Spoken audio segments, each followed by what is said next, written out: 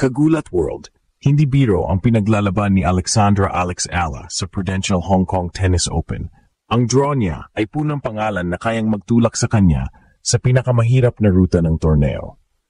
Ayon sa official player list at draw, kasama sa seeding block ang mga malalaking pangalan na posibleng humarang sa biyahe ni Alex: Victoria Mboko, Ana Kalinskaya, Leylah Fernandez, Belinda Bencic, at an Aussie seed na Maya Joint, isang order of play na magtutulak sa anumang underdog na magpakitang gilas.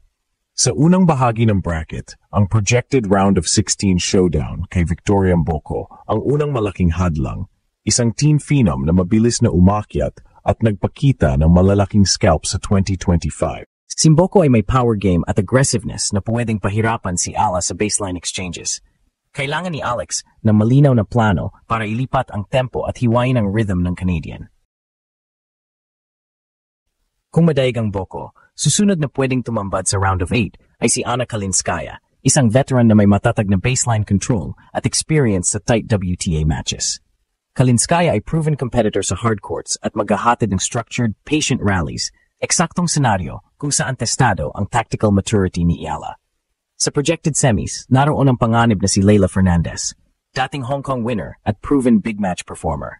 Fernandez ang tipo ng opponent na kayang pumutok sa clutch moments at magdala ng momentum shifts.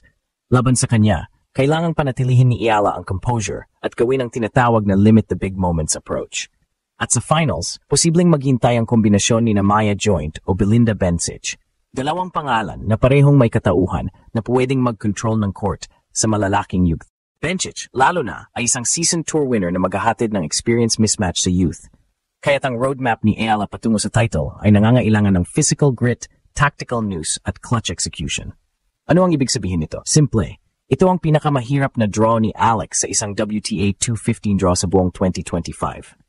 Pero sa kabilang banda, ito rin ang pinakamalinaw na oportunidad para mag-level up at mag-prove na ang breakout year niya ay hindi paligsahan lang ng moments, kundi seryosong pag-angat. Para mag-survive at mag-shock, kailangan niyang kontrolin ang serve returns, mag-inject ng variety, slice, drop, angles, at panatilihin ang mental toughness sa deciding points. Buong Pilipinas ang nakabantay, dahil kung sakaling magtagumpay si Ala laban sa isa o higit pa sa mga nabanggit na giants, hindi lang ito upset.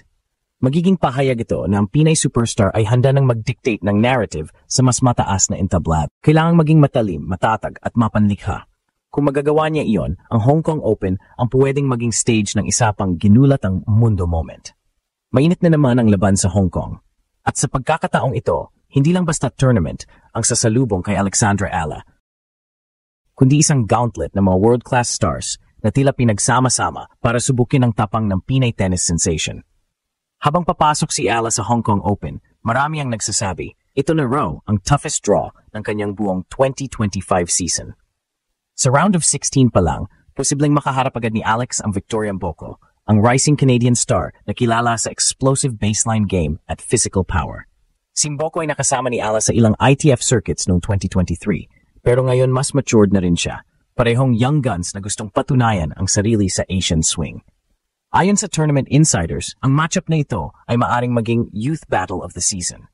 Kung papalarin at makalusot sa round na yan, naghihintay naman sa quarterfinals ang mas malaking hamon, Ana Kalinskaya ng Russia. Isang top 30 player na finalist sa Dubai at kilalang matatag sa hard courts. Sa mga fans, ito raw ang magiging sukatan kung kaya na ni Ala makipagsabayan sa mga consistent WTA Tour mainstays. Hindi ito magiging madali. Si Kalinskaya ay may malalim na experience sa mga premier-level tournaments at may weaponized backhand na kayang sumira ng ritmo ng kahit sinong kalaban. Pero ang pinakamatindi ay nasa dulo. Dahil kung magtutuloy-tuloy ang panalo ni Alex, maari niyang makasagupa sa semifinals si Leylah Fernandez, ang Canadian star na dating US Open finalist. Isang Pinoy bloodline din, kaya't magiging emosyonal ang laban na ito kung sakali. Si Leylah ay kilala sa fighting spirit, counter-punching style, at crowd charisma. Dalawang atleta na parehong galing sa dugong Filipino, magtapat sa isa sa pinakamalaking stage ng Asia. At kung sakaling makalusot pa si Alex, posible siya mapunta sa finals laban kay Belinda Bencic o Maya Joint, dalawang high-caliber players na parehong may WTA titles. Si Bencic, isang Olympic gold medalist, ay may technical precision at composure sa late rounds, isang tunay na ultimate test kung umabot doon si Ala. Sa ngayon, nananatiling focus si Alex sa kanyang training at conditioning sa Hong Kong Sports Institute. Based sa insider reports, naglaan siya ng 3 araw para sa closed-door practice kasama si Chan Hao Ching, ang kanyang doubles partner mula Chinese Taipei. Ang chemistry nilang dalawa ay lumalakas at maaring maging malaking tulong sa confidence ni Alex heading into singles play. Ang Hong Kong Open na ito ay hindi lang basta tournament. Ito ang magiging sukatan ng lahat ng pagod, adjustment at growth ni Alex sa buong 2025. Sa dami ng matitinding kalaban, malinaw na wala ng easy round sa level na ito. Pero kung meron mang atleta na sanay sa pressure at mahirap na daan, walang duda si Alexandra Ayala yon. Kung tutuusin, hindi na bago kay Alexandra Ayala ang harapin ang mga matitinding kalaban. Pero ngayong nasa Hong Kong Open siya, ibang antas na ito. Ito na ang huling laban ng kanyang 2025 season at mukhang gusto ng kapalaran na tapusin niya ito sa pinakamasakit pero pinakamarangal na paraan laban sa mga pinakamagaling sa buong Asia at Europa. Ayon sa tournament breakdown, ang mga seeded players sa kanyang bracket ay pawang mga nasa top 50 ng mundo. Si Leylah Fernandez ay kasalukuyang ranked number 28, habang si Anna Kalinskaya ay nasa top 30 at kilala sa matibay na baseline defense. Dagdag pa riyan, si Belinda Bencic na maaring makaharap sa finals ay dating nasa top 10 at Olympic gold medalist pa. Sa gitna ng lahat ng ito, si Alex, ang 20-year-old Filipina na unti-unting umaangat sa global rankings, ay patuloy lang sa laban, pitpit ang bandila ng Pilipinas. Ang maganda, hindi lang talento ang sandata ni Alex ngayon. Matapos ang halos 1 taon ng tuloy-tuloy na kompetisyon, mula sa Guangzhou Open hanggang sa Seoul, Tokyo at Shenzhen, nakapag-ipon na siya ng international experience na dati kulang pa noong mga unang taon niya sa WTA circuit. Hindi na siya yung teenager na umaasa sa instinct. Ngayon, alam na niya kung paano magbasa ng kalaban, mag-adjust sa momentum, at maglaro ng composed sa crunch time. Alex has matured mentally, ayon sa isang insider mula sa tournament staff. You can feel her confidence in the way she moves, especially in long rallies. She no longer panics when the opponent starts dictating points.